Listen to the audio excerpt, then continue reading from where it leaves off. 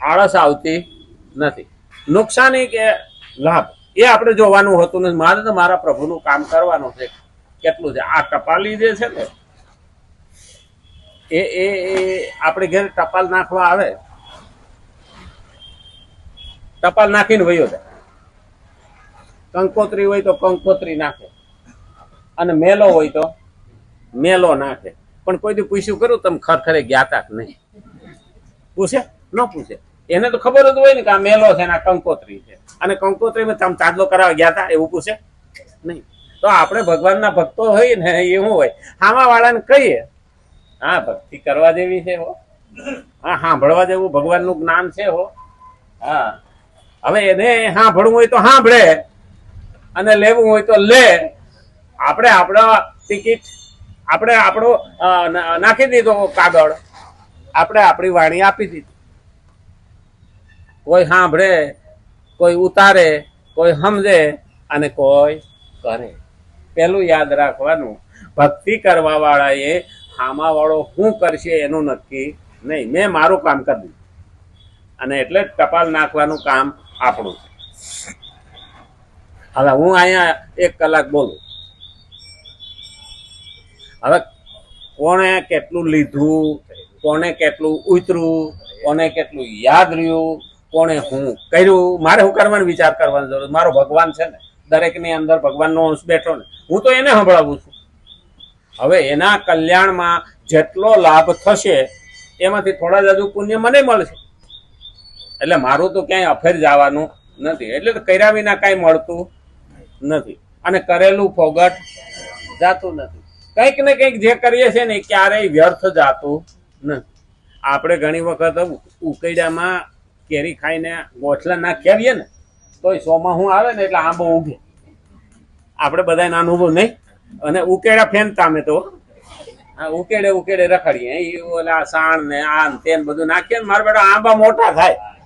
હા, અને પછી ત્યાંથી ઉપાડી આવીએ આંબા, અને પછી વાવતા. આ તો આપણે બધાના જીવનનું ખબર છે.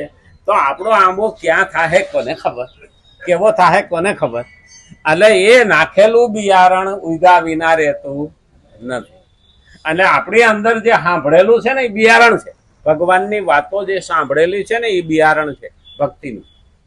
અને એ ક્યારે ઉગશે નક્કી નહીં. અંતકાળે પણ ઉગે.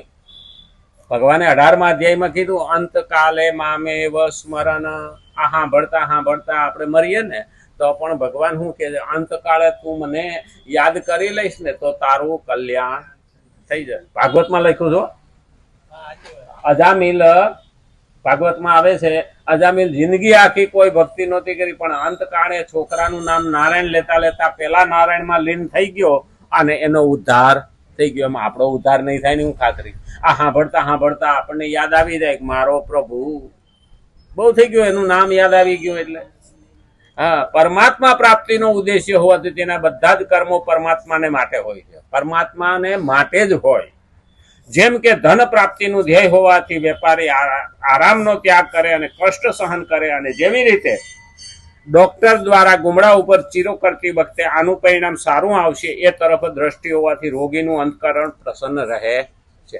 ડોક્ટર ઇન્જેક્શન મારે કે ચીરો મારે દર્દીને હારો કરવા માટે, એનો દુશ્મન નથી. દર્દનો દુશ્મન. ડોક્ટર છે એ દર્દનો દુશ્મન, પણ દર્દીનો નહીં. આમાં બે જોવાનું. ગુમડાને ચીરો મારે ત્યારે અંદરથી રસી કાઢે એટલે દર્દીને રાહત થઈ જાય. દાઢ દુખતી હોય ડોક્ટર દાંતના મૂળમાં ઇન્જેક્શન મારે, ખોટું કરે, પણ દર્દીને હેરાન ન થાય એના માટે પછી પકડ લઈને દાંત ખેંચી લે, એ દુખાવો બંધ થઈ જાય. દાંત ઓછો કર્યો, ઇન્જેક્શન ખાધું છતાં દર્દી આશીર્વાદ દઈ દે, રૂપિયા દી. એક માજીને તો દાંત દુખતો હતો અને દાંતને દવાખાને ગયા. હા, તો માજીને કે મોઢું ખોલો. માજી મોઢું ન ખોલે. માજી કે મોઢું ન ખોલે. ઓલા અહીંયા સીટલો ભેરો પગમાં હા કર્યું ને ભટકે કાઢી. માજી કે હવે મને ખબર પડી કે માજી શું ખબર પડી કે મારું હારું કે દાંતનું મૂળ પગમાં છે કે.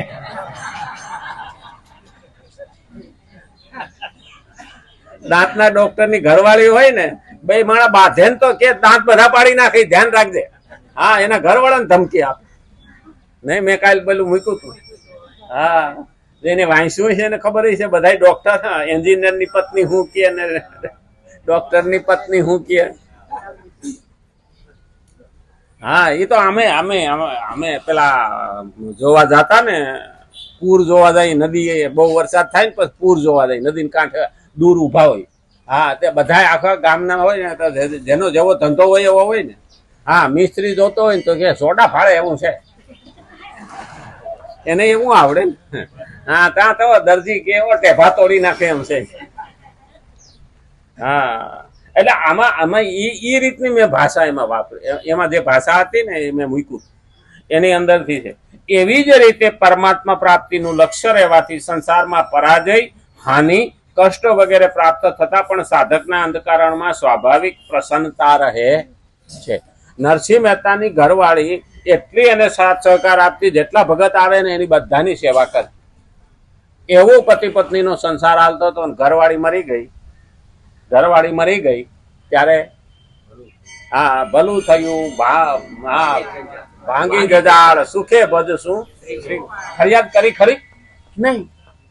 અને આપણે તો અમારે એક ભાઈ ને તો હું ઘરવાળી મરી ગઈ ને હનુમાન નો ભક્ત હતો કે આજથી હનુમાન નો દીવો બંધ કરવાનો. મેં કીધું એને જ ઘરવાળી નથી, તું ક્યાં તારી ઘરવાળી ને લઈ જાય? એ કે મારી ઘરવાળી મરી ગઈ, હવે હનુમાન ની કે ભક્તિ બંધ છે. બોલો, હવે આવા હનુમાન માથે આરોપ મૂક્યો. અનુકૂળ અને પ્રતિકૂળ વગેરે માત્ર પરિસ્થિતિઓ તેના માટે સાધન સામગ્રી હોય છે. દુઃખ આવે કે સુખ આવે પણ એને ભક્તિમાં ફરક પડતો નથી. એને તો એ સામગ્રી, સાધન સામગ્રી જ ગણાય. પણ આ તો ટાઈમ થઈ ગયો ને, આવતીકાલે જો રામચંદ્ર ભગવાન, કૃષ્ણ કનૈયા લાલ, ગજાનંદ ગણપતિ ભગવાન, નમઃ પાર્વતી પતિ હર હર મહાદેવ.